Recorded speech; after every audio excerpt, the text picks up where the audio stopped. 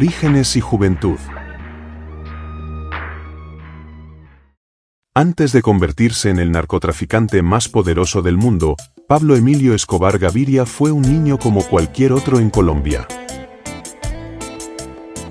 Pero, ¿cómo un joven de origen humilde logró construir un imperio criminal?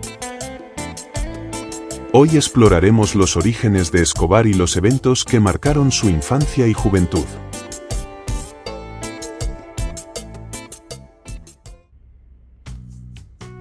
Pablo Escobar nació el 1 de diciembre de 1949 en Río Negro, Antioquia, pero creció en Envigado, un municipio cercano a Medellín. Su familia era de clase media-baja. Su padre, Abel de Jesús Escobar, era un humilde campesino, y su madre, Hermilda Gaviria, era maestra de escuela. Desde la adolescencia, Pablo Escobar estuvo involucrado en actividades ilegales. En el Colegio Liceo de Antioquia, junto a su inseparable primo Gustavo Gaviria, realizaba una serie de pequeños negocios ilegales, rifas y préstamo de dinero a bajo interés. Al cumplir la mayoría de edad, Pablo y Gustavo comenzaron a trabajar en una fábrica de lápidas. Sin embargo, pronto optaron por un camino más lucrativo: robar lápidas de mármol de lujosos panteones pertenecientes a familias adineradas para venderlas a recicladores.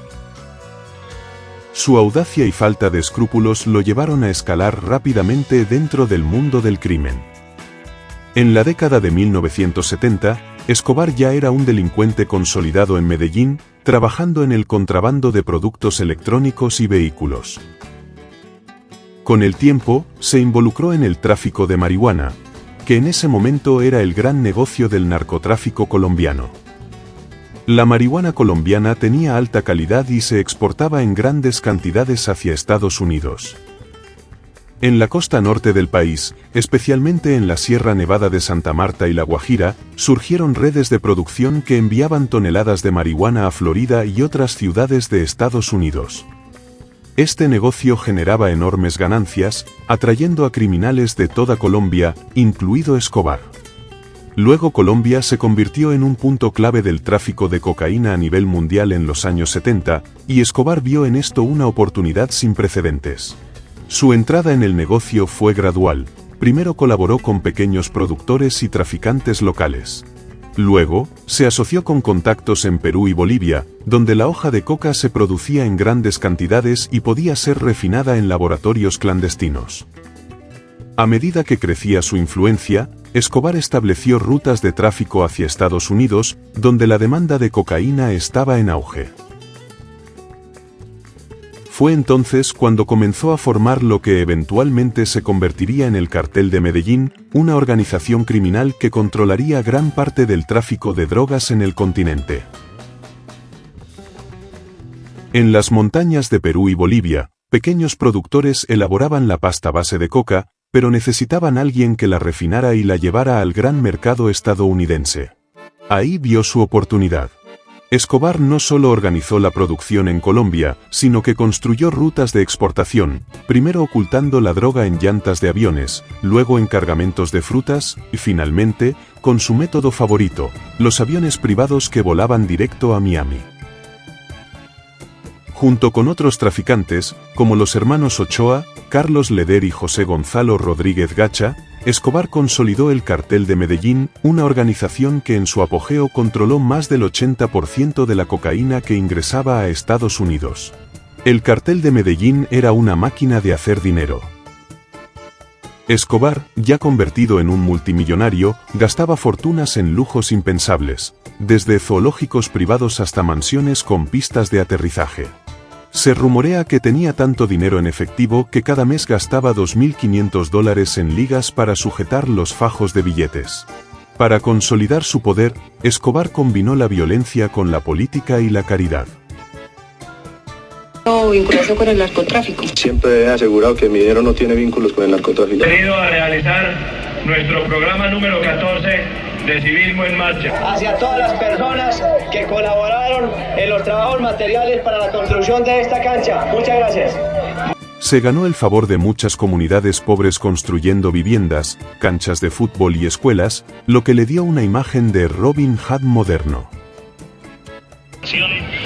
las que está entregando Civismo en Marcha y el señor Pablo Escobar Gaviria, con la presencia de las principales autoridades de esta localidad.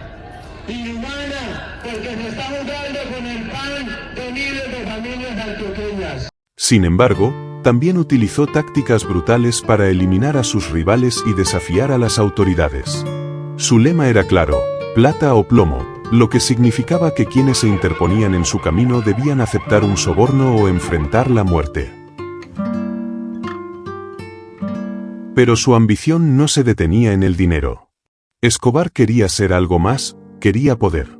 En 1982, se lanzó a la política y logró ser elegido suplente en el Congreso colombiano. Soñaba con ser presidente, pero su pasado criminal era un secreto a voces.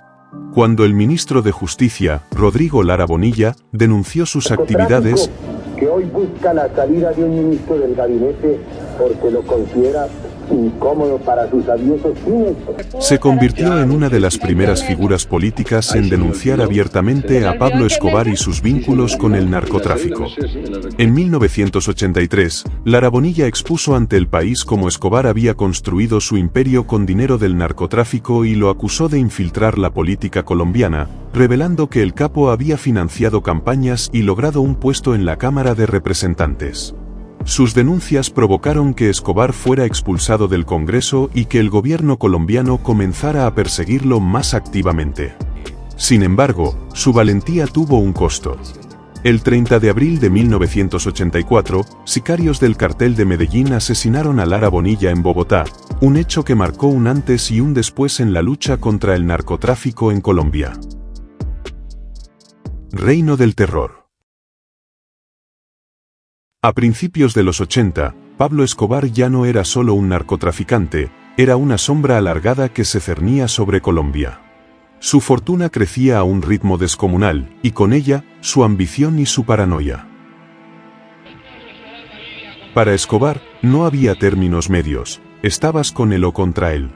Y si estabas contra él, el destino era la muerte. Su guerra contra el Estado colombiano empezó cuando las autoridades comenzaron a considerar la extradición de narcotraficantes a Estados Unidos. Para Escobar, ser extraditado significaba la humillación total, una celda en un país donde su poder no alcanzaba. Decidió que haría lo que fuera necesario para evitarlo, incluso si eso significaba desatar una ola de terror sin precedentes. Uno de los primeros blancos de su estrategia de intimidación fue el sistema judicial. Sabía que la clave para evitar la extradición era sembrar el miedo entre jueces y magistrados. Su método era brutal pero efectivo. Cuando un juez aceptaba llevar un caso contra el cartel de Medellín, recibía una simple oferta: plata o plomo. Los jueces que se rehusaban a ceder a sus sobornos no vivían mucho tiempo para contar su historia. En 1985, el magistrado Tulio Manuel Castro Gil, quien investigaba a Escobar, fue asesinado a sangre fría.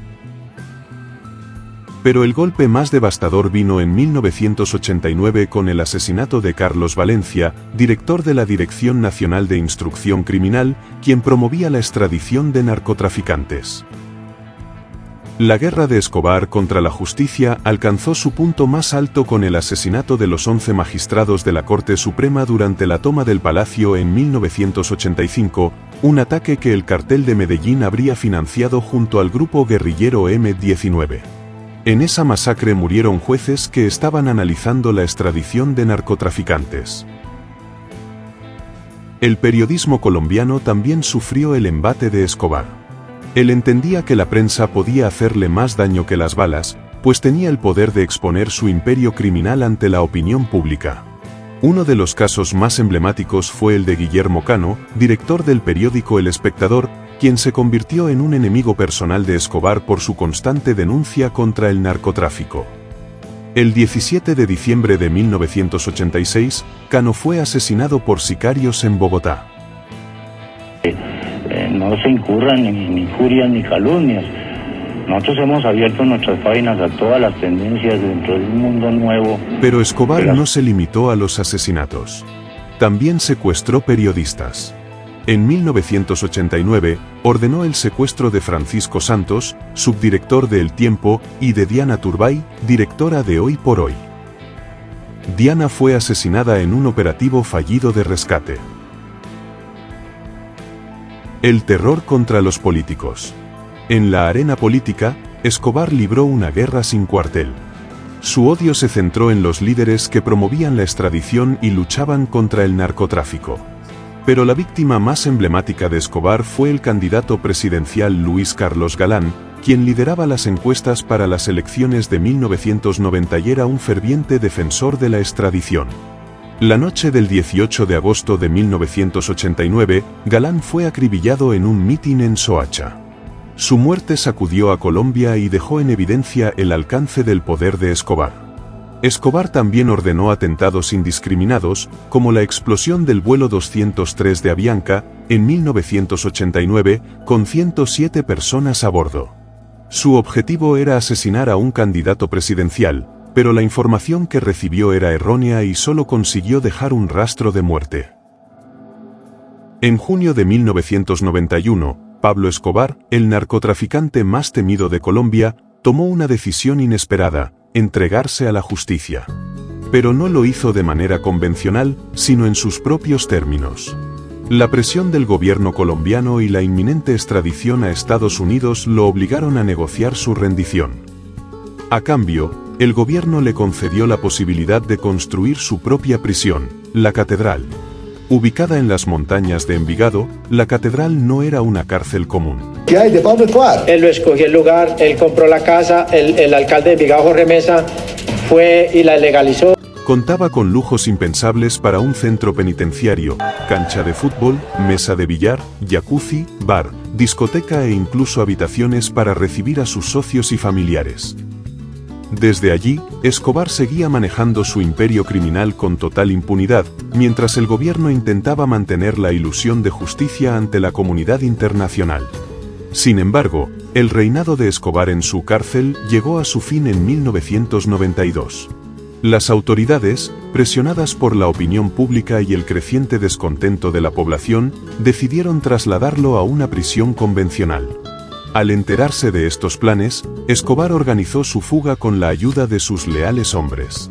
En una noche de lluvia y confusión, se deslizó fuera de la catedral sin que nadie pudiera detenerlo. Esta fuga marcó el inicio de su declive. Sin la protección de su refugio fortificado y con el gobierno y sus enemigos en su contra, Escobar se convirtió en un hombre en constante huida. El gobierno colombiano creó el Bloque de Búsqueda, una fuerza élite del ejército y la policía con un solo objetivo: cazar al narcotraficante más peligroso del mundo. Financiados y asesorados por la DEA y con tecnología de punta, sus agentes trabajaban día y noche para seguirle la pista. Pero el Bloque de Búsqueda no estaba solo. En la sombra, otro grupo se preparaba para acabar con Escobar de una manera aún más brutal: los Pepes, perseguidos por Pablo Escobar. Perseguidos por Pablo Escobar. Pepes. Ese es el nombre de esta nueva empresa. Este grupo paramilitar, formado por antiguos aliados de Escobar, enemigos y miembros del cartel de Cali, inició una cacería implacable contra todos aquellos que estuvieran relacionados con el capo. Los Pepes no se limitaban a buscar a Escobar. Arrasaban con sus propiedades, asesinaban a sus socios y secuestraban a su círculo más cercano. Cada día, el imperio de Escobar se reducía, sus refugios eran destruidos y su red de apoyo se desmoronaba. Muchos de sus socios, aterrados por la furia de los Pepes y las fuerzas del gobierno, comenzaron a distanciarse de él. Aquellos que antes juraban lealtad inquebrantable ahora pensaban en salvar sus propias vidas. Uno de los golpes más duros fue la traición de Fernando Galeano y Gerardo Moncada, dos importantes narcos que trabajaban para Escobar. Cuando el capo sospechó que estaban desviando dinero, ordenó su asesinato. Pero este acto solo aceleró su caída. Los aliados de los muertos se unieron a los Pepes y entregaron información clave para dar con su paradero. Incluso su mano derecha, Roberto Escobar, conocido como el Osito, fue capturado y dejó a Pablo más solo que nunca. La traición estaba en el aire, y cada día más personas lo abandonaban. El 2 de diciembre de 1993, Pablo Escobar estaba atrapado.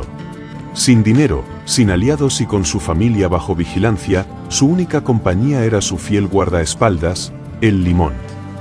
Se escondía en una casa modesta en el barrio Los Olivos, en Medellín, haciendo llamadas telefónicas a su familia, un error fatal. El bloque de búsqueda, con tecnología de rastreo avanzada, interceptó una llamada y localizó su paradero. En cuestión de minutos, las fuerzas especiales rodearon la casa. Al darse cuenta de que lo habían encontrado, Escobar intentó huir por los tejados.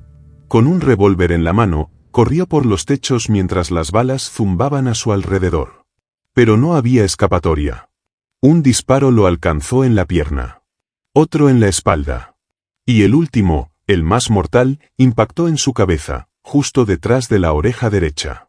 Su cuerpo quedó tendido sobre las tejas rojas, su rostro ensangrentado. El hombre que una vez desafió a todo un país había caído. Las calles de Medellín estallaron en júbilo y alivio. Su muerte marcó el fin de una era de terror. Su imperio de sangre y cocaína se desmoronó, y aunque su legado de violencia nunca fue olvidado, su reinado terminó para siempre. Décadas después de su muerte, el nombre de Pablo Escobar sigue resonando. Medellín cambió, Colombia avanzó, pero su historia quedó grabada en la memoria del país. Fue el hombre que desafió al mundo, que llenó de sangre las calles, pero que también dejó una huella en la historia moderna. Para bien o para mal, Escobar no desapareció. Su fantasma sigue presente en cada relato, en cada serie, en cada historia que se cuenta sobre el narcotráfico. Con mi conciencia tranquila, jamás he enviado un solo kilo de cocaína a Europa ni he hecho ningún tipo de negociación con ningún europeo. Yo considero que el problema de la drogadicción no solamente en Europa sino en cualquier país del mundo está relacionado con la educación y no con la represión. La historia de Pablo Escobar es un recordatorio de cómo el poder y la ambición pueden llevar a la destrucción. Si quieres más historias de crimen, misterio y terror, suscríbete a Malik Expediente X. Nos vemos en el próximo video.